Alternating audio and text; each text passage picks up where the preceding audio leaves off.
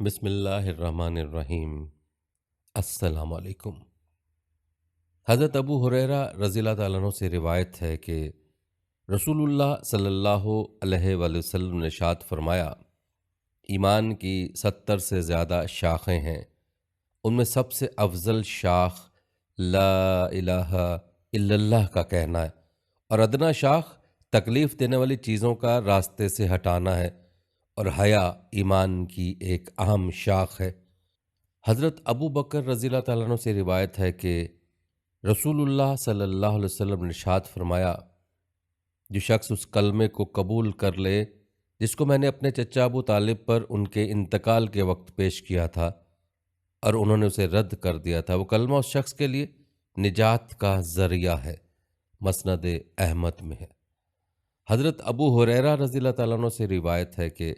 رسول اللہ صلی اللہ علیہ وسلم نے ارشاد فرمایا، اپنے ایمان کو تازہ کرتے رہا کرو۔ عرض کیا گیا، یا رسول اللہ صلی اللہ علیہ وآلہ وسلم، ہم اپنے ایمان کو کس طرح تازہ کریں؟ ارشاد فرمایا، لا الہ الا اللہ کو کثرت سے کہتے رہا کرو۔ حضرت جابر بن عبداللہ رضی اللہ تعالیٰ عنہ فرماتے ہیں کہ میں نے رسول اللہ صلی اللہ علیہ وسلم کو ارشاد فرماتے ہوئے سنا، تمام اذکار میں سب سے افضل ذکر لا الہ الا اللہ ہے، اور تمام دعا میں سب سے افضل دعا الحمدللہ ہے۔ حضرت ابو ہریرہ رضی اللہ تعالیٰ عنہ فرماتے ہیں کہ رسول اللہ صلی اللہ علیہ وسلم نے ارشاد فرمایا، جب کوئی بندہ دل کے اخلاص کے ساتھ لا الہ الا اللہ کہتا ہے تو اس کلمے کے لیے یقینی طور پر آسمان کے دروازے کھول دیے جاتے ہیں، یہاں تک کہ کلمہ سیدھا عرش تک پہنچتا ہے، یعنی فوراً قبول ہوتا ہے، بشرط یہ کہ وہ کلمہ کہنے والا کبیرہ گناہوں سے بچتا ہو۔ حضرت ابو ہریرہ رضی اللہ تعالیٰ عنہ سے روایت ہے کہ رسول اللہ صلی اللہ علیہ وسلم نے ارشاد فرمایا، جس نے لا الہ الا اللہ کہا اس کو یہ کلمہ ایک نہ ایک دن ضرور فائدہ دے گا، نجات دلائے گا، اگرچہ اس کا کچھ نہ کچھ سزا پہلے بھگتنا پڑے۔ حضرت طلحہ بن عبید اللہ رضی اللہ تعالیٰ عنہ سے روایت ہے کہ نبی کریم صلی اللہ علیہ وآلہ وسلم نے ارشاد فرمایا، میں ایک ایسا کلمہ جانتا ہوں جسے ایسا شخص پڑھے جس کی موت کا وقت قریب ہو تو اس کی روح جسم سے نکلتے وقت اس کلمے کی بدولت ضرور راحت پائے گی، اور وہ کلمہ اس کے لیے قیامت کے دن نور ہوگا، وہ کلمہ لا الہ الا اللہ ہے۔ حضرت مقداد بن اسود رضی اللہ تعالیٰ عنہ فرماتے ہیں کہ میں نے نبی کریم صلی اللہ علیہ وسلم کو ارشاد فرماتے ہوئے سنا، روئے زمین پر کسی شہر، گاؤں، صحرا کو کوئی گھر یا خیمہ ایسا باقی نہیں رہے گا جہاں اللہ تعالیٰ اسلام کے کلمے کو داخل نہ فرما دیں، ماننے والوں کو کلمہ والا بنا کر عزت دیں، نہ ماننے والوں کو ذلیل فرمائیں گے، پھر وہ مسلمانوں کے ماتحت بن کر رہیں گے۔ حضرت عمر رضی اللہ تعالیٰ عنہ سے روایت ہے کہ نبی کریم صلی اللہ علیہ وسلم نے ارشاد فرمایا، خطاب کے بیٹے جاؤ، لوگوں میں اعلان کر دو کہ جنت میں صرف ایمان والے ہی داخل ہوں گے۔ حضرت ابو لیلہ رضی اللہ تعالیٰ عنہ سے روایت ہے کہ نبی کریم صلی اللہ علیہ وسلم نے ابو سفیان سے ارشاد فرمایا، ابو سفیان، تمہاری حالت پر افسوس ہے، میں تو تمہارے پاس دنیا و آخرت کی بھلائی لے کر آیا ہوں، تم اسلام قبول کر لو، سلامتی میں آ جاؤ گے۔ حضرت انس رضی اللہ تعالیٰ عنہ فرماتے ہیں کہ میں نے نبی کریم صلی اللہ علیہ وسلم کو ارشاد فرماتے ہوئے سنا، جب قیامت کا دن ہوگا تو مجھے شفاعت کی اجازت دی جائے گی، میں عرض کروں گا، اے میرے رب، جنت میں ہر اس شخص کو داخل فرما دیجئے جس کے دل میں رائی کے دانے کے برابر بھی ایمان ہو۔ چنانچہ اللہ تعالیٰ شفاعت کو قبول فرما لیں گے اور وہ لوگ جنت میں داخل ہو جائیں گے۔ پھر میں عرض کروں گا، جنت میں ہر اس شخص کو داخل فرما دیجئے جس کے دل میں ذرا سا بھی ایمان ہو۔ حضرت ابو سعید خدری رضی اللہ تعالیٰ عنہ سے روایت ہے کہ نبی کریم صلی اللہ علیہ وسلم نے ارشاد فرمایا، جب جنتی جنت میں اور دوزخی دوزخ میں داخل ہو چکے ہوں گے تو اللہ تعالیٰ ارشاد فرمائیں گے، جس کے دل میں رائی کے دانے کے برابر بھی ایمان ہے اسے بھی دوزخ سے نکال لو۔ چنانچہ ان لوگوں کو بھی نکال لیا جائے گا، ان کی حالت یہ ہوگی کہ جل کر سیاہ فام ہو گئے ہوں گے، اس کے بعد ان کو نہر حیات میں ڈالا جائے گا، تو اس طرح فوری طور پر تر و تازہ ہو کر نکل آئیں گے، جیسے دانہ سیلاب کے کوڑے میں پانی اور کھاد ملنے کی وجہ سے فوری اگاتا ہے۔ کبھی تم نے غور کیا ہے کہ وہ کیسا زرد بل کھایا ہوا نکلتا ہے؟ حضرت ابو امامہ رضی اللہ تعالیٰ عنہ سے روایت ہے کہ ایک شخص نے رسول اللہ صلی اللہ علیہ وسلم سے سوال کیا، ایمان کیا ہے؟ آپ صلی اللہ علیہ وآلہ وسلم نے ارشاد فرمایا، جب تم کو اپنے اچھے عمل سے خوشی ہو اور اپنے برے کام پر رنج ہو تو تم مومن ہو۔ حضرت عباس بن عبد المطلب رضی اللہ تعالیٰ عنہ سے روایت ہے کہ انہوں نے رسول اللہ صلی اللہ علیہ وسلم کو ارشاد فرماتے ہوئے سنا، ایمان کا مزہ اس نے چکھا اور ایمان کی لذت اسے ملی جو اللہ کو رب، اسلام کو دین اور محمد صلی اللہ علیہ وسلم کو رسول ماننے پر راضی ہو جائے۔ حضرت انس رضی اللہ تعالیٰ عنہ روایت کرتے ہیں کہ نبی کریم صلی اللہ علیہ وسلم نے ارشاد فرمایا، ایمان کی حلاوت اسی کو نصیب ہوگی جس میں تین باتیں پائی جائیں گی۔ ایک یہ کہ اللہ تعالیٰ اور ان کے رسول کی محبت اس کے دل میں سب سے زیادہ ہو۔ دوسرا یہ کہ جس شخص سے بھی محبت ہو صرف اللہ تعالیٰ ہی کے لیے ہو۔ تیسرا یہ کہ ایمان کے بعد کفر کی طرف پلٹنے سے اس کو اتنی نفرت اور ایسی اذیت ہو جیسے کہ آگ میں ڈالے جانے سے ہوتی ہے۔ حضرت ابو امامہ رضی اللہ تعالیٰ عنہ سے روایت ہے کہ رسول اللہ صلی اللہ علیہ وسلم نے ارشاد فرمایا، جس شخص نے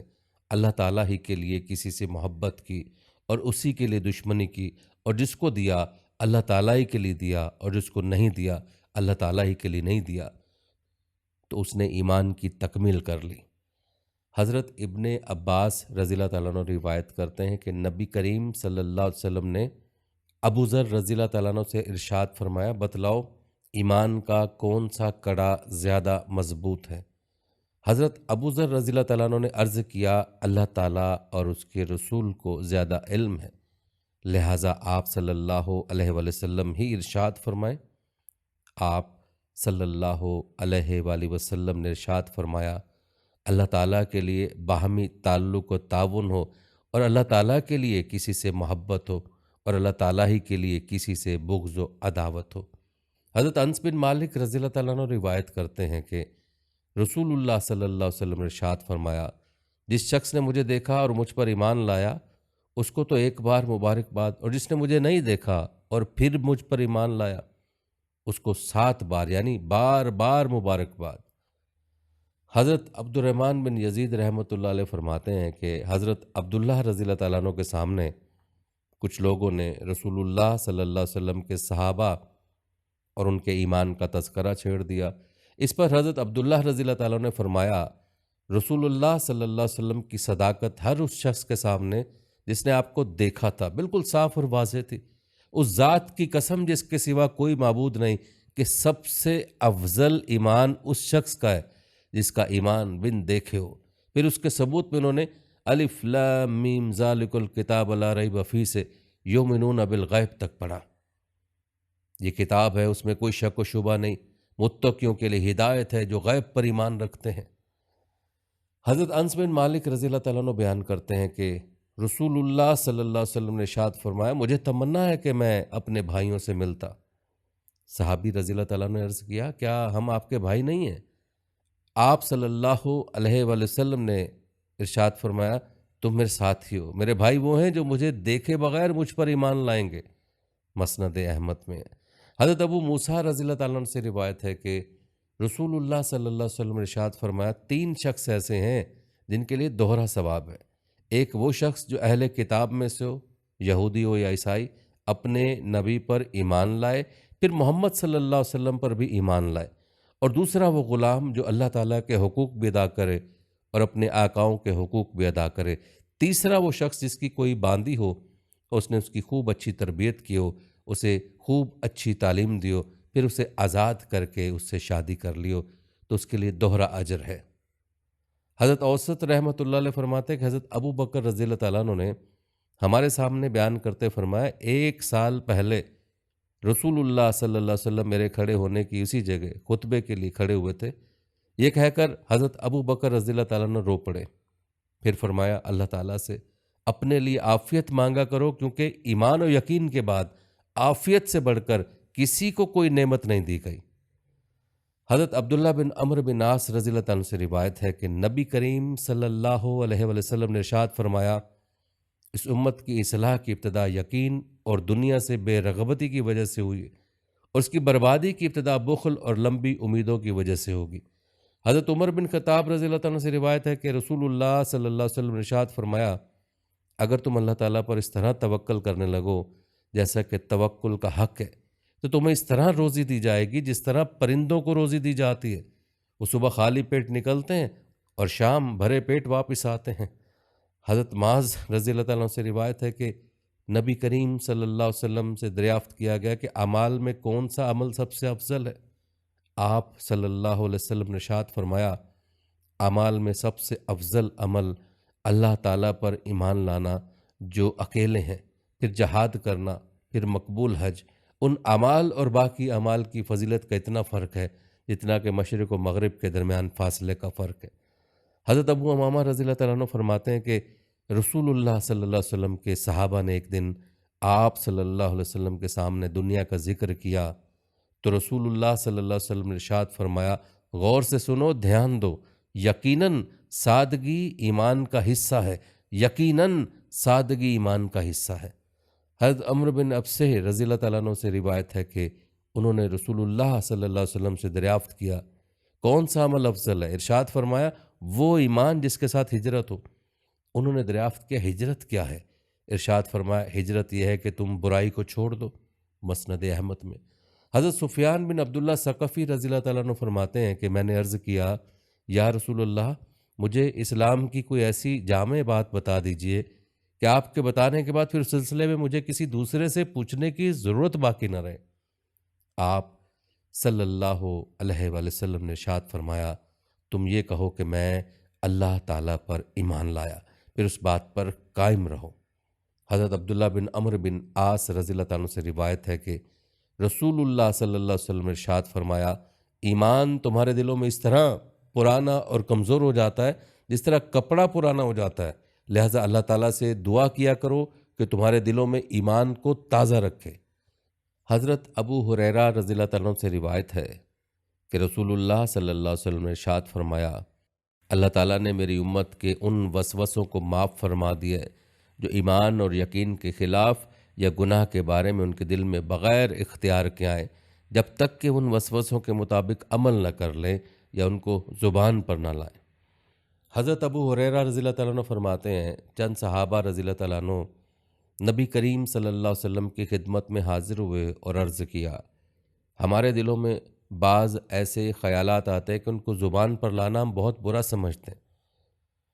رسول اللہ صلی اللہ علیہ وسلم نے دریافت فرمایا، کیا واقعی تم ان خیالات کو زبان پر لانا برا سمجھتے ہو؟ عرض کیا، جی ہاں۔ آپ صلی اللہ علیہ وآلہ وسلم نے ارشاد فرمایا، یہی تو ایمان ہے۔ حضرت ابو ہریرہ رضی اللہ تعالیٰ عنہ رسول اللہ صلی اللہ علیہ وسلم کا ارشاد نقل فرماتے ہیں، لا الہ الا اللہ کی گواہی کثرت سے دیتے رہا کرو، اس سے پہلے کہ ایسا وقت آئے کہ تم اس کلمے کو موت یا بیماری وغیرہ کی وجہ سے نہ کہہ سکو۔ حضرت عثمان رضی اللہ تعالیٰ عنہ سے روایت ہے کہ رسول اللہ صلی اللہ علیہ وسلم نے ارشاد فرمایا، جس شخص کی موت اس حال میں آئے کہ وہ یقین کے ساتھ جانتا ہو کہ اللہ تعالیٰ کے سوا کوئی معبود نہیں، وہ جنت میں داخل ہوگا۔ حضرت عثمان بن عفان رضی اللہ تعالیٰ عنہ سے روایت ہے کہ رسول اللہ صلی اللہ علیہ وسلم نے ارشاد فرمایا، جس کی موت اس حال میں آئے کہ اس بات کا یقین کرتا ہو کہ اللہ تعالیٰ کا وجود حق ہے، وہ جنت میں جائے گا۔ حضرت علی رضی اللہ تعالیٰ عنہ سے روایت ہے کہ نبی کریم صلی اللہ علیہ وآلہ وسلم حدیث قدسی میں اپنے رب کا یہ ارشاد مبارک نقل فرماتے ہیں، میں ہی اللہ ہوں، میرے سوا کوئی معبود نہیں، جس نے میری توحید کا اقرار کیا وہ میرے کلے میں داخل ہوا، اور جو میرے کلے میں داخل ہوا وہ میرے عذاب سے محفوظ ہوا۔ حضرت عتبان بن مالک رضی اللہ تعالیٰ عنہ سے روایت ہے کہ نبی کریم صلی اللہ علیہ وسلم نے ارشاد فرمایا، ایسا نہیں ہو سکتا کہ کوئی شخص اس بات کی گواہی دے کہ اللہ تعالیٰ کے سوا کوئی معبود نہیں اور میں محمد صلی اللہ علیہ وسلم اللہ تعالیٰ کا رسول ہوں، پھر وہ جہنم میں داخل ہو یا دوزخ کی آگ اس کو کھائے۔ حضرت ابو قتادہ رضی اللہ تعالیٰ عنہ اپنے والد سے نبی کریم صلی اللہ علیہ وسلم کا ارشاد نقل کرتے ہیں، جس شخص نے اس بات کی گواہی دی کہ اللہ تعالیٰ کے سوا کوئی معبود نہیں اور محمد صلی اللہ علیہ وسلم اللہ کے رسول ہیں، اس کی زبان اس کلمہ طیبہ کو کثرت سے کہنے کی وجہ سے مانوس ہو گئی ہو اور دل کو اس کلمے کے کہنے سے اطمینان ملتا ہو، ایسے شخص کو جہنم کی آگ نہیں کھائے گی۔ حضرت معاذ بن جبل رضی اللہ تعالیٰ عنہ سے روایت ہے کہ نبی کریم صلی اللہ علیہ وسلم نے ارشاد فرمایا، جس شخص کی بھی اس حال میں موت آئے وہ پکے دل سے گواہی دیتا ہوں کہ اللہ تعالیٰ کے سوا کوئی معبود نہیں اور میں اللہ تعالیٰ کا رسول ہوں، اللہ تعالیٰ اس کی ضرور مغفرت فرمائیں گے۔ حضرت ابو ہریرہ رضی اللہ تعالیٰ عنہ سے روایت ہے کہ نبی کریم صلی اللہ علیہ وسلم نے ارشاد فرمایا، میری شفاعت کا سب سے زیادہ نفع اٹھانے والا وہ شخص ہوگا جو اپنے دل کے خلوص کے ساتھ لا الہ الا اللہ کہے۔ حضرت عمر بن خطاب رضی اللہ تعالیٰ عنہ فرماتے ہیں کہ میں نے رسول اللہ صلی اللہ علیہ وسلم کو ارشاد فرماتے ہوئے سنا، میں ایک ایسا کلمہ جانتا ہوں جسے کوئی بندہ بھی دل سے حق سمجھ کر کہے اور اسی حالت پر اس کی موت آ جائے تو اللہ تعالیٰ اس پر ضرور جہنم کی آگ حرام فرما دیں گے۔ وہ کلمہ لا الہ الا اللہ ہے۔ حضرت عباس انصاری رضی اللہ عنہ سے روایت ہے کہ نبی کریم صلی اللہ علیہ وسلم نے ارشاد فرمایا، کلمہ لا الہ الا اللہ اللہ تعالیٰ کے ہاں بڑی عزت والا قیمتی کلمہ ہے، اسے اللہ تعالیٰ کے ہاں بڑا رتبہ اور مقام حاصل ہے۔ جو شخص اسے سچے دل سے کہے گا اللہ تعالیٰ اس کلمے کی وجہ سے اسے جنت میں داخل فرمائیں گے، اور جسے جھوٹے دل سے کہے گا تو یہ کلمہ دنیا میں تو اس کی جان مال کی حفاظت کا ذریعہ بن جائے گا، لیکن کل قیامت کے دن اللہ تعالیٰ سے اس حال میں ملے گا کہ اللہ تعالیٰ اس سے باز پرس فرمائیں گے۔ حضرت ابو بکر صدیق رضی اللہ تعالیٰ عنہ سے روایت ہے کہ نبی کریم صلی اللہ علیہ وسلم نے ارشاد فرمایا، جس نے لا الہ الا اللہ کی گواہی اس طرح دی کہ اس کا دل اس کی زبان کی تصدیق کرتا ہو تو وہ جنت کے جس دروازے سے چاہے داخل ہو جائے۔ حضرت ابو موسیٰ رضی اللہ تعالیٰ عنہ سے روایت ہے کہ نبی کریم صلی اللہ علیہ وسلم نے ارشاد فرمایا، خوشخبری لو اور دوسروں کو بھی خوشخبری دے دو کہ جو شخص سچے دل سے لا الہ الا اللہ کا اقرار کرے گا وہ جنت میں داخل ہوگا۔ حضرت ابو درداء رضی اللہ تعالیٰ عنہ روایت کرتے ہیں کہ رسول اللہ صلی اللہ علیہ وسلم نے ارشاد فرمایا، جو شخص اخلاص کے ساتھ اس بات کی گواہی دے کہ اللہ تعالیٰ کے سوا کوئی معبود نہیں اور محمد صلی اللہ علیہ وسلم اس کے بندے اور اس کے رسول ہیں، وہ جنت میں داخل ہوگا۔ حضرت عثمان بن مالک انصاری رضی اللہ عنہ سے روایت ہے کہ رسول اللہ صلی اللہ علیہ وسلم نے ارشاد فرمایا، جو شخص قیامت کے دن لا الہ الا اللہ کو اس طرح سے کہتا ہوا ہے کہ اس کلمے کے ذریعے اللہ تعالیٰ ہی کی رضامندی چاہتا ہو، اللہ تعالیٰ اس پر دوزخ کی آگ کو ضرور حرام فرما دیں گے۔ حضرت انس بن مالک رضی اللہ تعالیٰ عنہ رسول اللہ صلی اللہ علیہ وسلم کا ارشاد نقل کرتے ہیں، جو شخص دنیا سے اس حالت میں رخصت ہوا کہ وہ اللہ تعالیٰ کے لیے مخلص تھا، جو اکیلے ہیں، جن کا کوئی شریک نہیں ہے، اور اپنی زندگی میں نماز قائم کرتا رہا، اور اگر صاحب مال تھا تو زکوٰۃ دیتا رہا، تو وہ شخص اس حال میں رخصت ہوا کہ اللہ تعالیٰ اس سے راضی تھے۔ حضرت ابو ذر رضی اللہ تعالیٰ عنہ سے روایت ہے کہ رسول اللہ صلی اللہ علیہ وسلم نے ارشاد فرمایا، جس نے اپنے دل کو ایمان کے لیے خالص کر لیا اور اپنے دل کو کفر و شرک سے پاک کر لیا، اپنی زبان کو سچا رکھا، اپنے نفس کو مطمئن بنایا کہ اس کو اللہ کی یاد سے اور اس کی مرضیات پر چلنے سے اطمینان ملتا ہو، اپنی طبیعت کو درست رکھا کہ وہ برائی کی طرف نہ چلتی ہو، اپنے کان کو حق سننے والا بنایا اور اپنی آنکھ کو ایمان کی نگاہ سے دیکھنے والا بنایا، یقیناً یہ شخص کامیاب ہو گیا۔ حضرت جابر بن عبداللہ رضی اللہ تعالیٰ عنہ سے روایت ہے کہ میں نے رسول اللہ صلی اللہ علیہ وسلم کو ارشاد فرماتے ہوئے سنا، جو شخص اللہ تعالیٰ سے اس حال میں ملے کہ اس کے ساتھ کسی کو شریک نہ ٹھہراتا ہو وہ جنت میں داخل ہوگا، اور جو شخص اللہ تعالیٰ سے اس حال میں ملے کہ اس کے ساتھ کسی کو شریک ٹھہراتا ہو دوزخ میں داخل ہوگا۔ حضرت عبادہ بن صامت رضی اللہ تعالیٰ عنہ سے روایت ہے کہ میں نے رسول اللہ صلی اللہ علیہ وسلم کو ارشاد فرماتے ہوئے سنا، جس شخص کی موت اس حال میں آئی کہ وہ اللہ تعالیٰ کے ساتھ کسی کو شریک نہ ٹھہراتا ہو تو یقیناً اللہ تعالیٰ نے اس پر دوزخ کی آگ حرام کر دی۔ حضرت نواس بن سمعان رضی اللہ تعالیٰ عنہ سے روایت ہے کہ انہوں نے نبی کریم صلی اللہ علیہ وآلہ وسلم کو ارشاد فرماتے ہوئے سنا، جس کی موت اس حال میں آئی کہ اس نے اللہ تعالیٰ کے ساتھ کسی کو شریک نہ ٹھہرایا ہو تو یقیناً اس کے لیے مغفرت ضروری ہو گئی۔ حضرت ابن عباس رضی اللہ تعالیٰ عنہ سے روایت ہے کہ رسول اللہ صلی اللہ علیہ وسلم نے ارشاد فرمایا، جو شخص اللہ تعالیٰ سے اس حال میں ملے کہ اس نے اللہ تعالیٰ کے ساتھ کسی کو شریک نہ ٹھہرایا ہو اور نہ کسی کو قتل کیا ہو تو وہ اللہ تعالیٰ کے دربار میں ان گناہوں کا بوجھ نہ ہونے کی وجہ سے ہلکا پھلکا حاضر ہوگا۔ حضرت جریر رضی اللہ تعالیٰ سے روایت ہے کہ نبی کریم صلی اللہ علیہ وسلم نے ارشاد فرمایا، جس شخص کی موت اس حال میں آئے کہ وہ اللہ تعالیٰ کے ساتھ کسی کو شریک نہ ٹھہراتا ہو اور کسی کے ناحق خون میں ہاتھ نہ رنگے ہو، تو جنت کے دروازوں میں سے جس دروازے سے چاہے گا داخل کر دیا جائے گا۔ ایک جگہ ارشاد ہوا، لوگوں اللہ تعالیٰ کے ان احسانات کو یاد کرو جو اللہ تعالیٰ نے تم پر کیے ہیں۔ ذرا سوچو تو، اللہ تعالیٰ کے علاوہ بھی کوئی خالق ہے جو تم کو آسمان و زمین سے روزی پہنچاتا ہو؟ اس کے سوا کوئی حقیقی معبود نہیں۔ پھر اللہ تعالیٰ کو چھوڑ کر تم کہاں چلے جا رہے ہو؟ اللہ تعالیٰ کا ارشاد ہے کہ وہ آسمان اور زمین کو بغیر نمونے کے پیدا کرنے والے ہیں۔ ان کی کوئی اولاد کہاں ہو سکتی ہے جبکہ ان کی کوئی بیوی نہیں، اور اللہ تعالیٰ نے ہر چیز کو پیدا کیا ہے اور وہی ہر چیز کو جانتے ہیں۔ سورہ انعام میں اللہ تعالیٰ کا ارشاد ہے، اچھا یہ تو بتاؤ کہ جو منی تم عورتوں کے رحم میں پہنچاتے ہو، کیا تم اس سے انسان بناتے ہو یا ہم بنانے والے ہیں؟ سورہ واقعہ میں اللہ تعالیٰ کا ارشاد ہے، اچھا پھر یہ تو بتاؤ کہ زمین میں جو بیج تم ڈالتے ہو اس کو تم اگاتے ہو یا ہم اس کے اگانے والے ہیں؟ سورہ واقعہ میں حضرت ابن عباس رضی اللہ تعالیٰ عنہ سے روایت ہے کہ حضرت جبرائیل علیہ السلام نے رسول اللہ صلی اللہ علیہ وسلم سے عرض کیا، مجھے بتائیے ایمان کیا ہے؟ نبی کریم صلی اللہ علیہ وسلم نے ارشاد فرمایا، ایمان کی تفصیل یہ ہے کہ تم اللہ تعالیٰ، آخرت کے دن، فرشتوں، اللہ تعالیٰ کی کتابوں اور نبیوں پر ایمان لاؤ، مرنے اور مرنے کے بعد دوبارہ زندہ ہونے پر ایمان لاؤ، جنت، دوزخ، حساب اور اعمال کے ترازو پر ایمان لاؤ، اچھی اور بری تقدیر پر ایمان لاؤ۔ حضرت جبرائیل علیہ السلام نے عرض کیا، جب ان تمام باتوں پر ایمان لے آیا تو کیا میں ایمان والا ہو گیا؟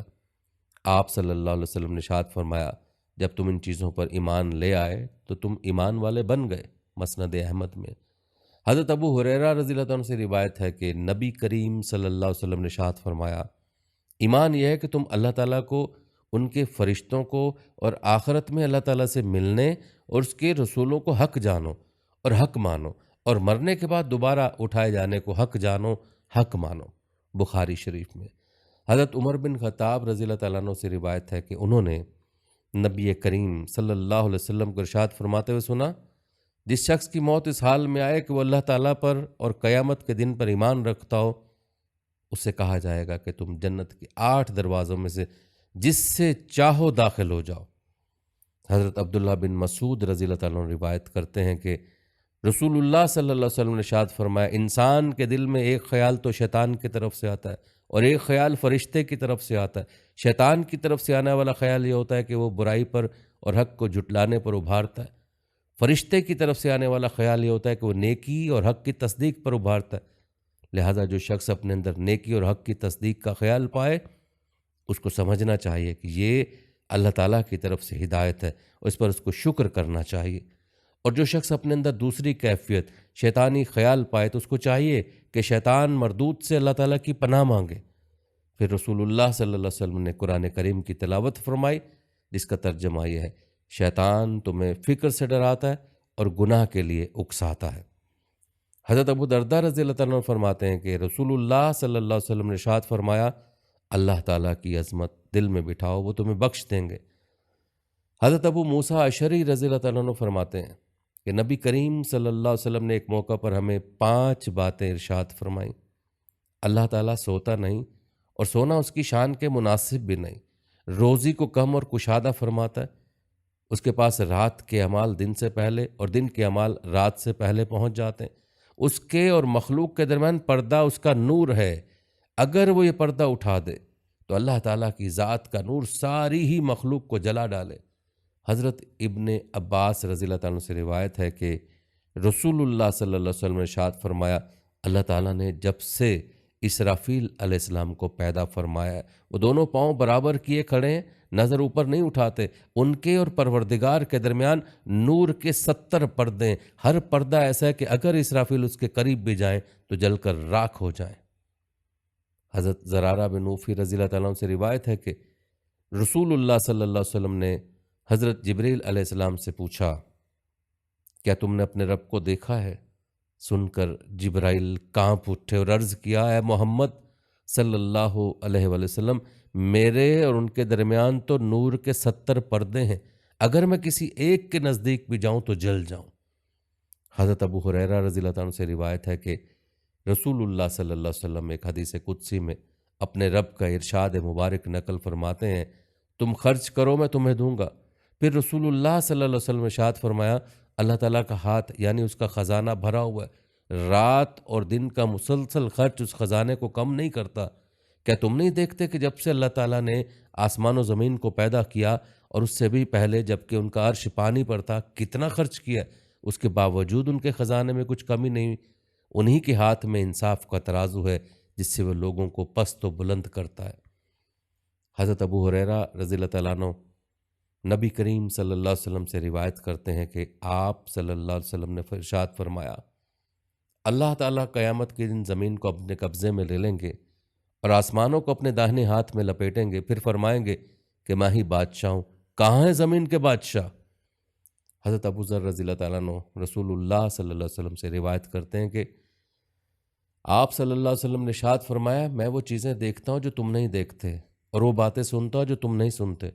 آسمان عظمت الہی کے بوجھ سے چرچراتا ہے جیسے کہ چارپائی وغیرہ وزن سے بولنے لگتی ہے، اور آسمان کا حق ہے کوئی چرچرائے، اس میں 4 انگلیوں کے برابر بھی کوئی خالی جگہ نہیں ہے جہاں کوئی نہ کوئی فرشتہ اپنی پیشانی سجدے میں اللہ تعالیٰ کے سامنے نہ رکھے ہوئے ہو۔ اللہ کی قسم، اگر تم وہ باتیں جانتے جو میں جانتا ہوں تو کم ہنستے اور زیادہ روتے، اور بستروں پر اپنی بیویوں سے لطف اندوز نہ ہوتے، اور اللہ تعالیٰ سے فریاد کرتے ہوئے جنگلات کے راستوں میں نکل جاتے، کاش میں ایک درخت ہوتا جو جڑ سے کاٹ دیا جاتا۔ حضرت ابی بن کعب رضی اللہ عنہ فرماتے ہیں کہ ایک مرتبہ مشرکین نے نبی کریم صلی اللہ علیہ وسلم سے کہا، اے محمد، ہمیں اپنے پروردگار کا نسب تو بتلائیے۔ اس پر اللہ تعالیٰ نے سورہ اخلاص نازل فرمائی جس کا ترجمہ یہ ہے، آپ کہہ دیجئے کہ وہ یعنی اللہ تعالیٰ ایک ہے، اللہ تعالیٰ بے نیاز ہے، اس کی اولاد نہیں اور نہ وہ کسی کی اولاد ہے اور نہ کوئی اس کے برابر ہے۔ حضرت ابو ہریرہ رضی اللہ عنہ سے روایت ہے کہ رسول اللہ صلی اللہ علیہ وسلم ایک حدیث قدسی میں اپنے رب کا یہ ارشاد مبارک نقل فرماتے ہیں، آدم کے بیٹے نے مجھے جھٹلایا حالانکہ یہ اس کے لیے مناسب نہیں تھا، اور مجھے برا بھلا کہا حالانکہ اس کے لیے حق نہیں تھا۔ اس کا مجھے جھٹلانا یہ ہے کہ وہ کہتا ہے میں اسے دوبارہ زندہ نہیں کر سکتا جیسے کہ میں نے پہلی مرتبہ پیدا کیا تھا، اور اس کا برا بھلا کہنا یہ ہے کہ وہ کہتا ہے میں نے کسی کو اپنا بیٹا بنا لیا حالانکہ میں بے نیاز ہوں، نہ میری کوئی اولاد ہے، نہ میں کسی کی اولاد ہوں اور نہ کوئی میرے برابر کا ہے۔ حضرت ابو ہریرہ رضی اللہ عنہ فرماتے ہیں کہ میں نے رسول اللہ صلی اللہ علیہ وسلم کو ارشاد فرماتے ہوئے سنا، لوگ ہمیشہ اللہ تعالیٰ کی ذات کے بارے میں ایک دوسرے سے پوچھتے رہیں گے یہاں تک کہ یہ کہا جائے گا کہ اللہ تعالیٰ نے ساری مخلوق کو پیدا کیا لیکن اللہ تعالیٰ کو کس نے پیدا کیا؟ نعوذ باللہ۔ جب لوگ یہ بات کہیں تو تم یہ کلمات کہو، اللہ احد، اللہ الصمد، لم یلد ولم یولد ولم یکن لہ کفوا احد۔ اللہ تعالیٰ ایک ہے، اللہ تعالیٰ کسی کے محتاج نہیں، سب ان کے محتاج ہیں۔ نہ اللہ تعالیٰ کی کوئی اولاد ہے اور نہ وہ کسی سے پیدا ہوئے اور نہ کوئی اللہ تعالیٰ کا ہمسر ہے۔ پھر اپنے بائیں جانب 3 مرتبہ تنکار دے اور اللہ تعالیٰ سے شیطان مردود کی پناہ مانگے۔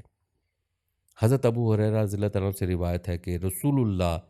صلی اللہ علیہ وسلم ایک حدیث قدسی میں اپنے رب کا ارشاد مبارک نقل فرماتے ہیں، آدم کا بیٹا مجھے تکلیف دینا چاہتا ہے، زمانے کو برا بھلا کہتا ہے حالانکہ زمانہ کچھ نہیں، وہ تو میں ہی ہوں، میرے ہی ہاتھ میں زمانے کے تمام معاملات ہیں، میں جس طرح چاہتا ہوں رات اور دن کو گردش دیتا ہوں۔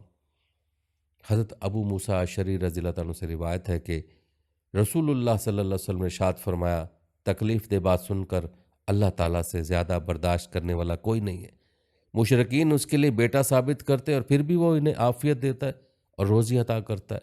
حضرت ابو ہریرہ رضی اللہ عنہ روایت کرتے ہیں کہ نبی کریم صلی اللہ علیہ وسلم نے ارشاد فرمایا، جب اللہ تعالیٰ نے مخلوق کو پیدا کیا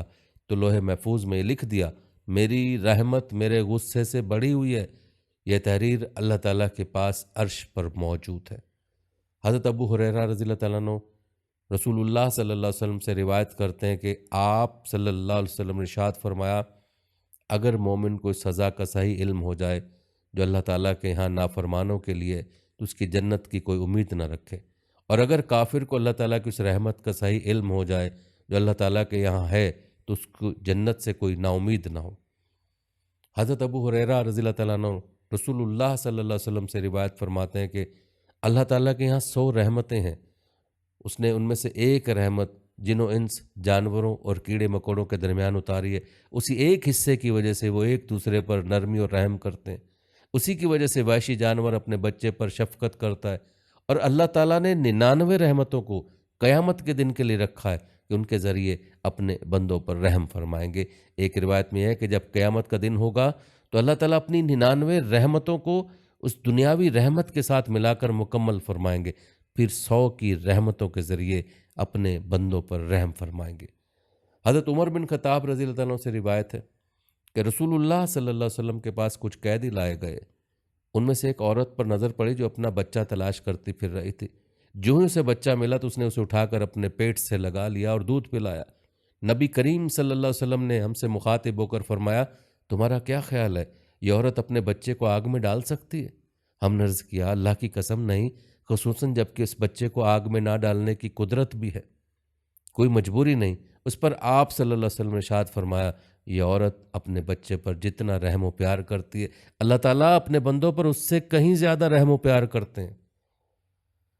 حضرت ابو ہریرہ رضی اللہ تعالیٰ عنہ فرماتے ہیں کہ ایک مرتبہ رسول اللہ صلی اللہ علیہ وسلم نماز کے لیے کھڑے ہوئے، ہم بھی آپ صلی اللہ علیہ وسلم کے ساتھ کھڑے ہو گئے۔ ایک دیہات کے رہنے والے نو مسلم نے نماز میں ہی کہا، اے اللہ، صرف مجھ پر اور محمد صلی اللہ علیہ وسلم پر رحم کر، ہمارے ساتھ کسی اور پر رحم نہ کر۔ جب آپ نے سلام پھیرا تو اس دیہات کے رہنے والے سے فرمایا، تم نے بڑی وسیع چیز کو تنگ کر دیا، گھبراؤ نہیں، رحمت تو اتنی ہے کہ سب پر چھا جائے پھر بھی تنگ نہ ہو، تم ہی اسے تنگ سمجھ رہے ہو۔ حضرت ابو ہریرہ رضی اللہ عنہ سے روایت ہے کہ رسول اللہ صلی اللہ علیہ وسلم نے ارشاد فرمایا، اس ذات کی قسم جس کے قبضے میں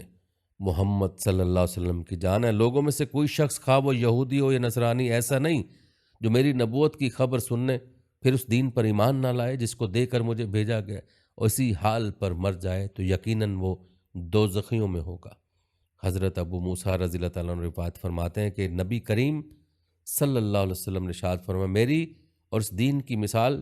جسے اللہ تعالیٰ نے مجھے دے کر بھیجا ہے، اس شخص کی سی ہے جو اپنی قوم کے پاس آیا اور کہا، میری قوم، میں نے اپنی آنکھوں سے دشمن کا لشکر دیکھا ہے اور میں ایک سچا ڈرانے والا ہوں، لہٰذا نجات کی فکر کرو۔ اس پر اس کی قوم کے کچھ لوگوں نے تو اس کا کہنا مانا اور آہستہ آہستہ رات میں ہی چل پڑے اور دشمن سے نجات پا لی۔ کچھ لوگوں نے اس کو جھوٹا سمجھا اور صبح تک اپنے گھروں میں رہے۔ دشمن کا لشکر صبح ہوتے ہی ان پر ٹوٹ پڑا اور ان کو تباہ و برباد کر ڈالا۔ یہی مثال اس شخص کی ہے جس نے میری بات مان لی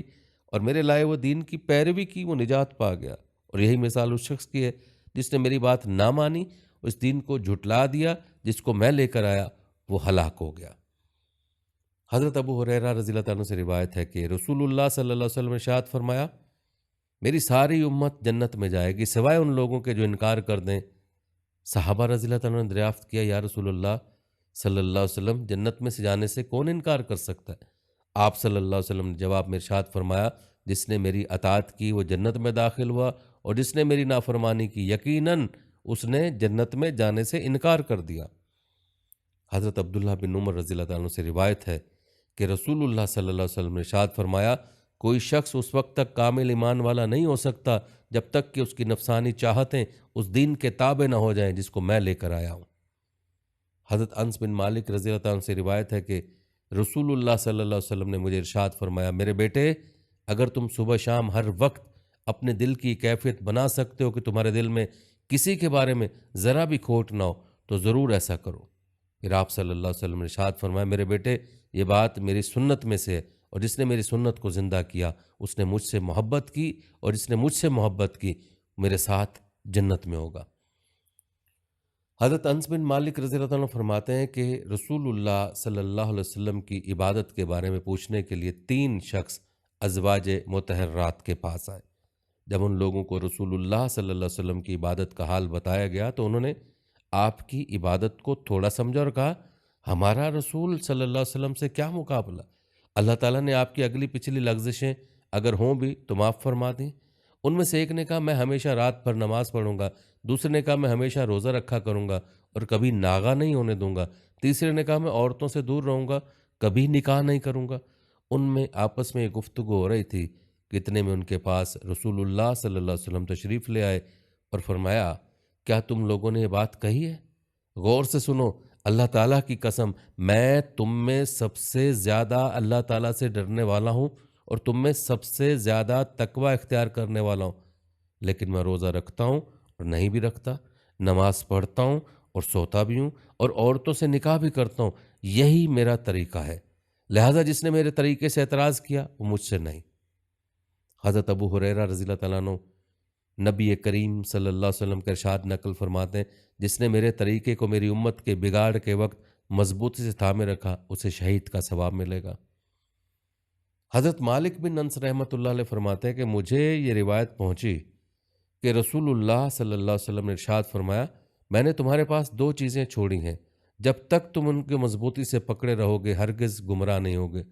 وہ اللہ تعالیٰ کی کتاب اور اس کے رسول کی سنت ہے۔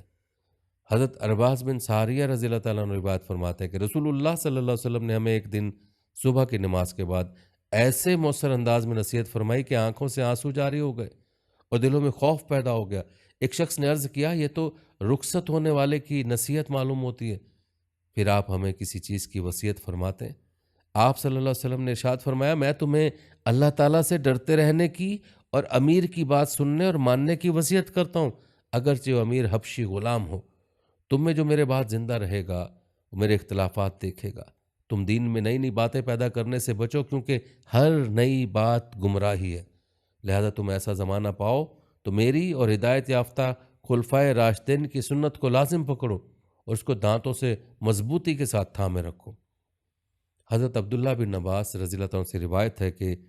رسول اللہ صلی اللہ علیہ وسلم نے ایک شخص کے ہاتھ میں سونے کی انگوٹھی دیکھی تو آپ نے اسے اتار کر پھینک دیا اور فرمایا، کتنی تعجب کی بات ہے کہ تم میں سے کوئی شخص آگ کے انگارے کو اپنے ہاتھ میں رکھنا چاہتا ہے، یعنی جو شخص اپنے ہاتھ میں سونے کی کوئی چیز پہنے گا اس کا ہاتھ دوزخ میں چلا جائے گا۔ رسول اللہ صلی اللہ علیہ وسلم کے تشریف لے جانے کے بعد اس شخص سے کہا گیا، اپنی انگوٹھی لے لو اور اس کو بیچ کر یا ہدیہ کر کے اس سے فائدہ اٹھا لو۔ اس نے جواب دیا، اللہ کی قسم نہیں، جس چیز کو رسول اللہ صلی اللہ علیہ وسلم نے پھینک دیا ہو میں اس کو کبھی نہیں اٹھاؤں گا۔ حضرت زینب رضی اللہ تعالیٰ عنہ فرماتی ہیں کہ میں نبی کریم صلی اللہ علیہ وسلم کی اہلیہ محترمہ حضرت ام حبیبہ کے پاس اس وقت گئی جب ان کے والد حضرت ابو سفیان بن حرب رضی اللہ تعالیٰ عنہ کا انتقال ہوا تھا۔ حضرت ام حبیبہ رضی اللہ تعالیٰ عنہ نے خوشبو منگوائی جس میں خلوق یا کسی اور چیز کی ملاوٹ کی وجہ سے زردی تھی، اس میں سے کچھ خوشبو لونڈی کو لگائی، پھر اسے اپنے رخساروں پر مل لیا، اس کے بعد فرمایا، اللہ کی قسم مجھے خوشبو کے استعمال کرنے کی کوئی ضرورت نہ تھی، بات صرف یہ ہے کہ میں نے رسول اللہ صلی اللہ علیہ وسلم سے سنا ہے کہ جو عورت اللہ تعالیٰ اور آخرت کے دن پر ایمان رکھتی ہو اس کے لیے جائز نہیں ہے کہ وہ 3 دن سے زیادہ کسی کا سوگ منائے سوائے شوہر کے کہ اس کا سوگ 4 مہینے 10 دن ہے۔ حضرت انس بن مالک رضی اللہ عنہ سے روایت ہے کہ ایک شخص نے نبی کریم صلی اللہ علیہ وسلم سے پوچھا،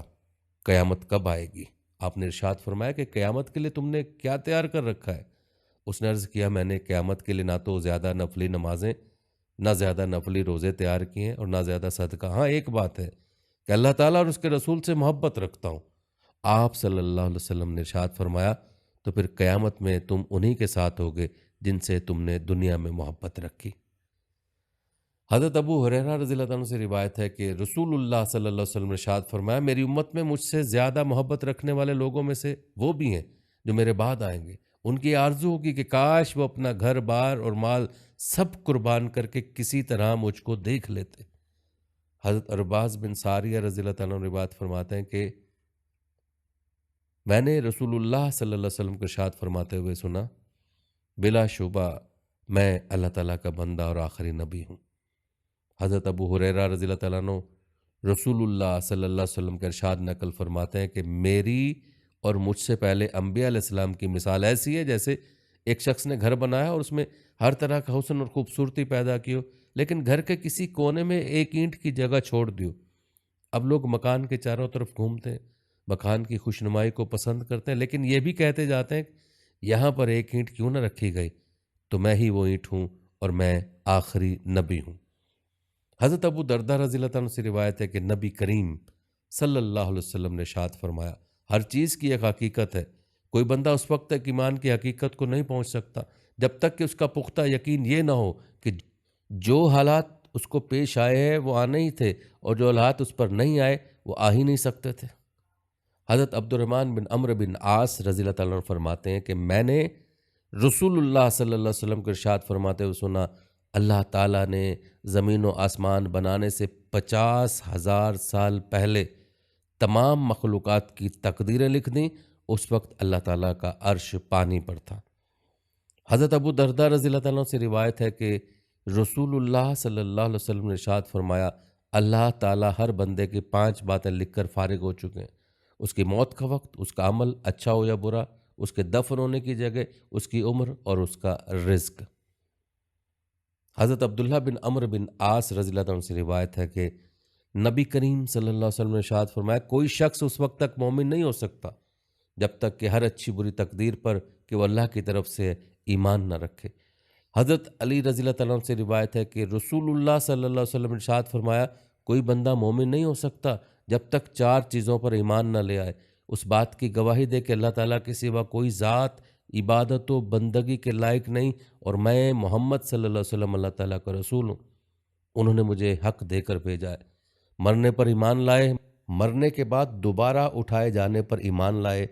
تقدیر پر ایمان لائے۔ حضرت انس رضی اللہ تعالیٰ عنہ روایت کرتے ہیں کہ رسول اللہ صلی اللہ علیہ وسلم نے ارشاد فرمایا، جتنی آزمائش سخت ہوتی ہے اس کا بدلہ بھی اتنا ہی بڑا ملتا ہے، اور اللہ تعالیٰ جب کسی قوم سے محبت کرتے ہیں تو ان کو آزمائش میں ڈالتے ہیں، پھر جو اس آزمائش پر راضی رہا اللہ تعالیٰ اس سے راضی ہو جاتے ہیں، اور جو ناراض ہوا اللہ تعالیٰ بھی اس سے ناراض ہو جاتے ہیں۔ حضرت عائشہ رضی اللہ تعالیٰ عنہ جو کہ رسول اللہ صلی اللہ علیہ وسلم کی اہلیہ محترمہ ہیں، فرماتی ہیں کہ میں نے رسول اللہ صلی اللہ علیہ وسلم سے طاعون کے بارے میں پوچھا۔ آپ صلی اللہ علیہ وسلم نے ارشاد فرمایا کہ یہ اللہ تعالیٰ کا ایک عذاب ہے جس پر چاہے نازل فرمائے، لیکن اسی کو اللہ تعالیٰ نے مومنین کے لیے رحمت بنا دی۔ اگر کسی شخص کے علاقے میں طاعون کی وبا پھیل جائے اور اپنے علاقے میں صبر کے ساتھ ثواب کی امید پر ٹھہرا رہے، اس کا یقین رکھیں کہ وہی ہوگا جو اللہ تعالیٰ نے مقدر کر دیا ہے، پھر تقدیری طور پر وبا میں مبتلا ہو جائے تو اسے شہید کے برابر ثواب ملے گا، خواہ اس وبا کی وجہ سے اس کی موت واقع ہو یا نہ ہو۔ حضرت انس رضی اللہ تعالیٰ عنہ روایت کرتے ہیں کہ میں نے 8 سال کی عمر میں نبی کریم صلی اللہ علیہ وسلم کی خدمت شروع کی اور 10 سال تک خدمت کی۔ اس عرصے میں جب کبھی میرے ہاتھ سے کوئی نقصان ہوا تو آپ صلی اللہ علیہ وسلم نے مجھے کبھی اس پر ملامت نہیں فرمائی۔ اگر آپ کے گھر والوں میں سے کبھی کسی نے کچھ کہا بھی تو آپ نے فرما دیا، رہنے دو، کچھ نہ کہو، کیونکہ اگر کسی نقصان کا ہونا مقدر ہوتا ہے تو وہ ہو کر رہتا ہے۔ حضرت عبداللہ بن عمر رضی اللہ تعالیٰ عنہ سے روایت ہے کہ رسول اللہ صلی اللہ علیہ وسلم نے ارشاد فرمایا، سب کچھ تقدیر میں لکھا جا چکا، یہاں تک کہ انسان کا نہ سمجھ اور ناکارہ ہونا، ہوشیار اور قابل ہونا بھی تقدیر ہی سے ہے۔ حضرت ابو ہریرہ رضی اللہ تعالیٰ عنہ سے روایت ہے کہ رسول اللہ صلی اللہ علیہ وسلم نے ارشاد فرمایا، طاقتور مومن کمزور مومن سے بہتر ہے اور اللہ تعالیٰ کو زیادہ محبوب ہے، اور یوں ہر مومن میں بھلائی ہے۔ یاد رکھو جو چیز تم کو نفع دے اس کے حرص کرو، اس میں اللہ تعالیٰ کی ذات سے مدد طلب کیا کرو